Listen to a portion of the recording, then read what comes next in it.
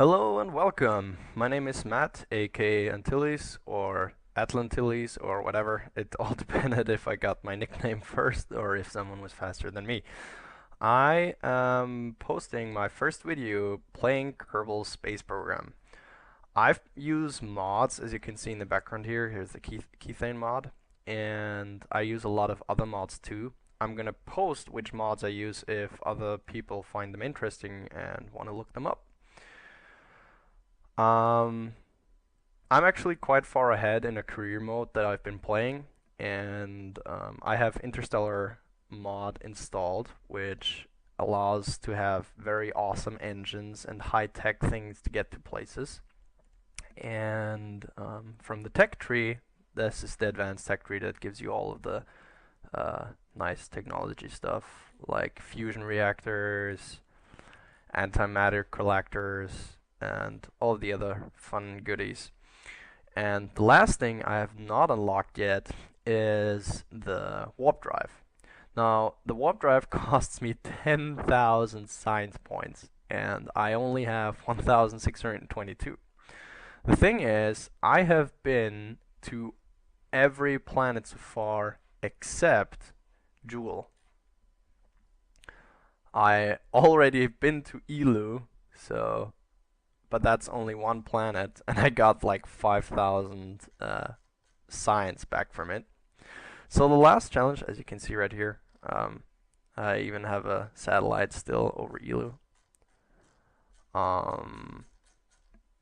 And you can even see the connection. I'm using Remote Tech 2 for even a bigger challenge. So the planet I haven't gone to yet is Jool. Now Jool is actually awesome since it has so many moons that can give you so much science. You have Jool itself, you have Layeth, you have Val, and you have Tylo. And there's two more, Bob and Paul. Now the gravity well of Jool is very, very big, so getting into an orbit should not be that hard. I will try to use aerobraking as well, just to save some fuel. Now the challenge I set myself is I want to get to Jool with a spaceplane, and I want to be able to land on, fly through the atmosphere of Jool, capture Jool's science, then get to Layeth and land on Layeth. And while I'm in between this, or however I'm gonna really do it, depending on how my approach will be, I will have a lander on board, which then should be able to land on every single moon, fly back to the main ship, refuel, fly to the next one, and so forth, and collect all of the science of Jool system in one big go. So, yeah, I'm gonna show you guys the plane I've designed. Plane, space shuttle, interstellar space plane. I don't know. Stellar space plane, not interstellar. Not there yet. Let's take a peek. Now I'm actually quite proud of this ship, just because it took me almost a day to build it and fine-tune it. 232 parts, so it's actually quite big. And yeah. Loading, loading, loading, yo hey. There we go. The Independence. Alright, so where do we start? Alright, all over, this thing is a freaking brick. It has 138 tons, so that thing is heavy as can be. It has very high specific impulse, and I will get to it, why it is so high when I come to the engine. As you can see, I have a lot, like literally a lot of delta V, 51,000 meters per second. That's more than enough to get me to Jool and back again. And yeah. Now the TWR indicates if I could escape Kerbal if I just go straight up. And as you can see, it's 0.81, so I actually wouldn't be able to since I'm too heavy. The thing is though, since it's a plane, I will be able to escape Kerbin's influence just by flying. It's not going to be very efficient, I know that, but I mean, if I would take out all of the fuel, as you can see, the amount rises. So I could just take out all of the fuel that I've planned for the lander, which is going to be back here then, to get into space, into an orbit, and then just refuel the entire thing. But I felt like, why do the trip twice when you can do it once? And yeah, I'm gonna fly this baby fully tanked into space, and then I'm just gonna refuel the little bit that I've been using up. Alright, let's start from the top. This thing is gonna crew 3 people, 2 people up here, and 1 Kerbal back in the lander or in the science bay, whatever. I'll have to move him around anyway. So I have a lot of science up here, which I'm gonna collect when I'm on the way, or if I'm trying to collect science when I'm going through the atmosphere of Jool or Layeth. So the Kerbals can get back out and collect the science and put it back into the main cockpit. Alright, if we look into the middle section, I need to take a science lab with me, just so I can reset all the science applications, like the mystery goo and the junior science bay, and therefore I need to take this with me. Right here you see big tanks of food. I have Tac Life Support installed, so my Kerbals eat up oxygen, water, and food. And I have a water purifier and a air recycler on board, because it actually saves quite some weight to just recycle the air instead of just taking a whole bunch of it with me. Next thing. Now here is something where it's a little bit, I wouldn't call it cheating, I call it using a bug. As you can see, I have a electric generator right here, and if you look in here, I have a fusion reactor in here. Now, why do I need a fusion reactor? A fusion reactor I need for this engine right here. That's the DT Vista Inertial Fusion Engine. The thing is, this uses very, very little fuel, but it has a requirement. It has to have at least 2.5 of gigawatts of power to be turned on and to be running. So I need the fusion reactor just to turn on this engine. Cool part though is this thing gives me 1,100 kilonewtons of thrust. That's a lot, but you have to keep in mind this thing is also very, very heavy. As you can see, it takes very little liquid fuel. It uses up deuterium and tritium. And more interestingly about this engine is the less throttle I use, the higher the specific impulse gets. So therefore, the slower I fly, the more delta V I get. So in case I am at Jool and I'm done and collected all the science, I realize I don't have enough delta V to get back, I can just try to get back at a slower speed or at a slower acceleration. It's just gonna take, it's just gonna take more time. Jeez, I can't even talk English anymore. And yeah, I think I calculated it right to have enough fuel to do this mission. Yeah. So we have the fusion reactor, we have the science bay, we have the electric generator. Just in case, I have 2 solar sails installed, because the fusion reactor only turns on or can be activated if there's already electrical charge to get the process starting. So in case I run out of energy because of whatever reasons, I have the solar sails just in case. Yeah, this is pretty much it. This is gonna get me to Jool. And if you look compared to the other planets, even fully fueled, I should have no problem whatsoever escaping all of these planets. And I mean, if it's empty, it flies a lot better than when fully tanked. So right now it flies like a brick, but when it comes back, it should actually land quite easily, and it actually flies fairly well, considering. I left these spaces out here because for some reason the center of lift would kind of bug if I'd put a wing onto it. I'm gonna show you guys just if this is gonna work. As you can see, oh, no, you can't really see. There. If you try to apply a wing right here, it sometimes flickers to the right or to the left, and it's just really freaky and it wouldn't work. So I actually designed it this way. So there's a little spaceman here, which it just looks cool and, well, it works.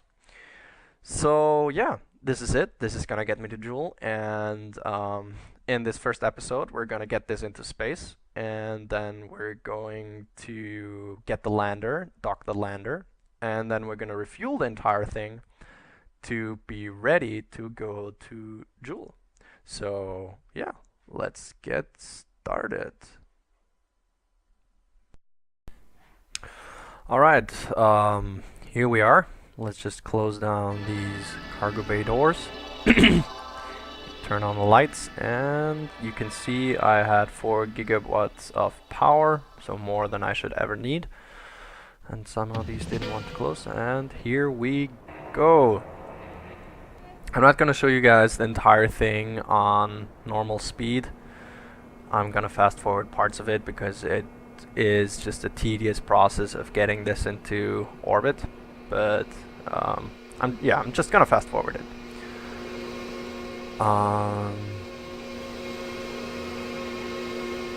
Yeah.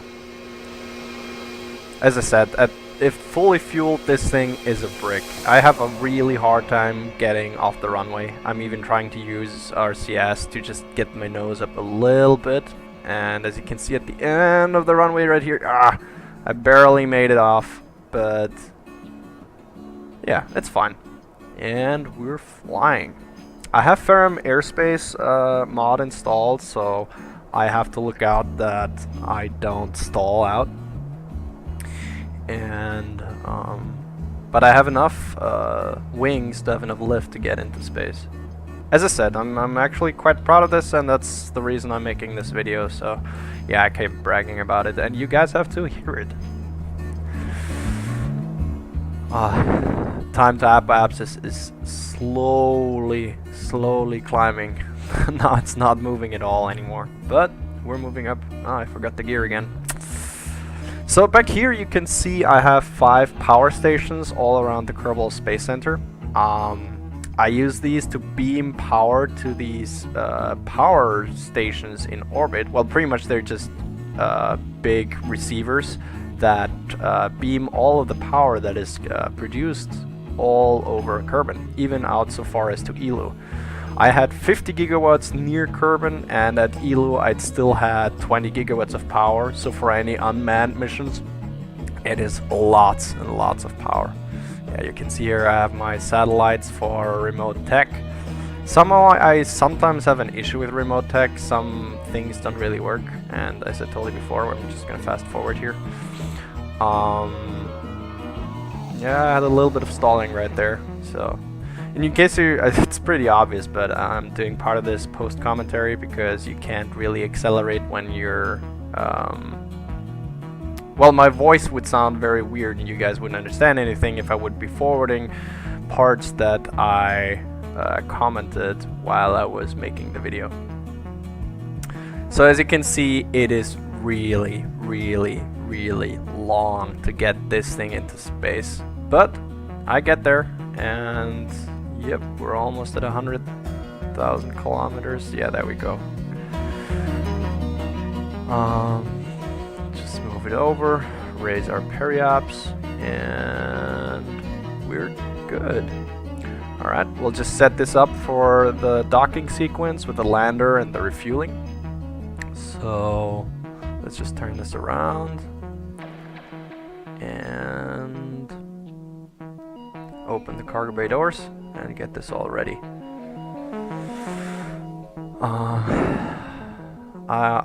I should not forget to turn on the air recycler and water purifier right there. Yeah. Okay, so that is pretty much ready, and ooh, nice view of the sun, and then we even have the moon. Let's make it even nicer. Turn on the cockpit lights for some ambience. Alright, let's just open the docking port right there, which we're gonna use to refuel then. And yeah, this thing is in orbit, it is stable, and it's ready for refueling. Let's just quick save really quick. And it's time to get the lander into space. Alright, here we go. I'm also fast forwarding this because it is boring watching a rocket go into space, because all you guys have been doing it for a long time and you are probably a lot better than me.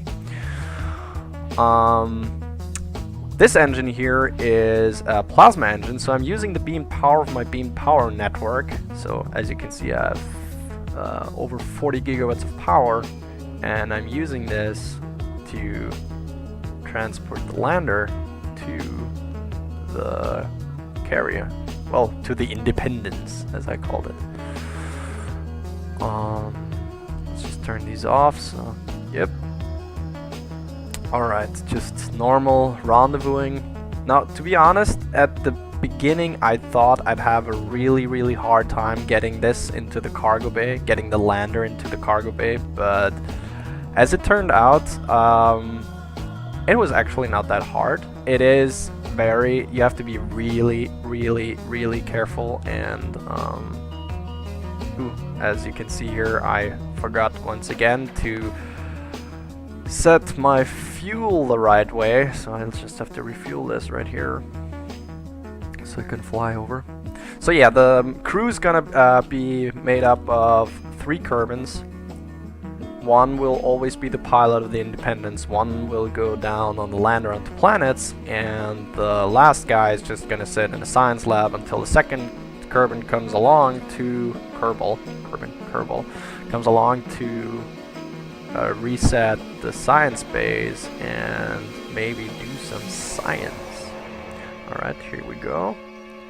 Let's just quick save really quick, because quick saving is always a good idea, because I had some issues before where the decoupling wouldn't work and I had to reload. So I'm just gonna show you guys the stuff that did work and not the stuff that did not work. So actually this is the Independence 2, because I made a mistake in calculating the space in the cargo bay where the lander is going to fit. The landing gear in there did not really, well, it was in the way, so I had to land the Independence and retrofit her. So now she actually has 5 wheels instead of just 3, and the lander should fit in there perfectly now. Yeah, so this is going to be very hard, but as you can see, I'm using there you'll see it, the dock alignment mod, docking port alignment indicator. That's the mod. Well, I said before, I'm just gonna write on the mods if you guys are interested, and that makes docking so much easier. I wouldn't want to do this without this mod, because it would make it that much more difficult. I'm showing you guys this video in 2 times acceleration, just because with so many parts in one space, the physics need to load, and therefore the game is slower. So this should actually be now normal game speed instead of half game speed. Okay, fitting this in there, as I said before, I thought it was going to be really hard, and well, it's not easy, especially for a beginner, but I've done quite my share amount of docking, and I think I'm actually quite good at it. And as you can see, the docking alignment indicator makes it a whole lot easier. But as you can see, there's not much room to maneuver. It's really tight. And magnetic forces, there we go, we are docked. I love it. It's so nice when things come together as they should and not make you freak out because you miscalculated the size of your tires. Alright, let's get this guy out. Now just one docking port is not going to be enough for this to be stable. I don't want anything to be wobbling around while we're in flight. So I took some struts with me. I am using Kerbal attachment system, which lets me put struts and other things in mid-flight onto my vehicles. So I had to muck around here a little bit because I miscalculated how big the lander is once again, and I tried linking this here and it said no, you cannot do that, and I just moved things around to get it to work. But overall the thing is in there, it is ready. Now the next mission will be to well, actually the window of opportunity to get the Jool, the best window of opportunity to get the Jool will be in 46 days.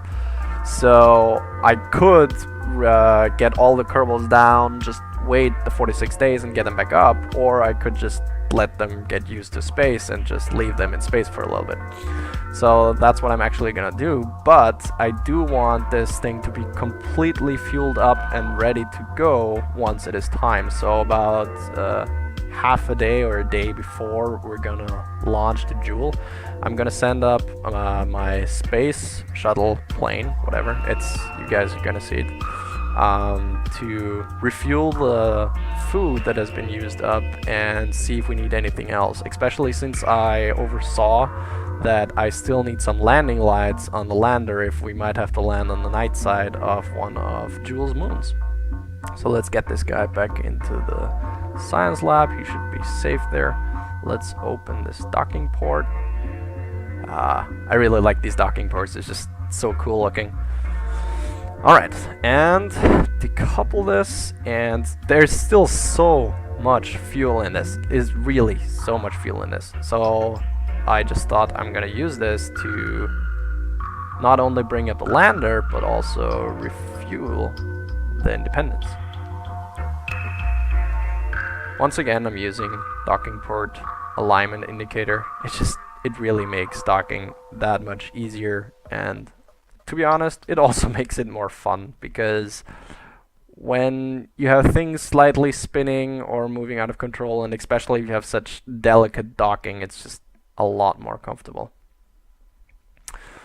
Okay, so we got this fueled up. I think that's enough for today. I'll show you guys the next steps in the next episode. I hope you enjoyed it, and until next time.